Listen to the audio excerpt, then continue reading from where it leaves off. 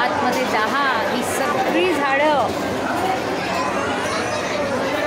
लाल सिमेंटनी बंदिस्त करण्यात आलेली आहे.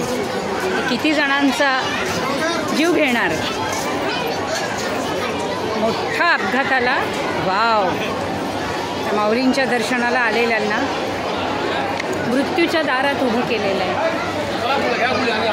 त्यांना कल्पनाही नसेल की ज्या झाडाखाली बसले. ताई, तुम्हाला कल्पना आहे का तुम्ही कोणत्या झाडाखाली बसले?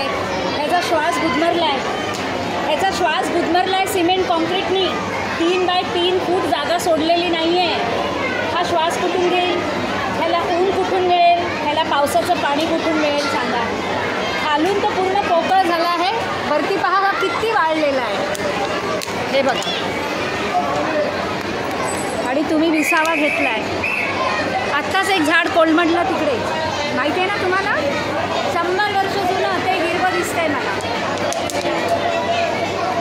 घाबरू नका, घाबरू नका. माऊलींची कृपा आहे, तेव्हाही नाही कोणी पडलं. पण लक्षात ठेवा, हे डेंजर आहे. हे पहा, सगळे श्वास कोंडलेले आहेत. त्यांनी सगळे श्वास कोंडलेले आहेत. एक वादळ वारं आलं, हे पूर्ण वाळलं आहे. ह्याची अवस्था पहा. हिरवगार दिसतंय का?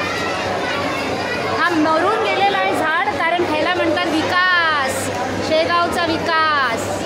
सगळे झाडं बघा कसे त्यांनी कोंडून टाकले. Doctor Mamata Khandekar, senior journalist from Sattadhish news.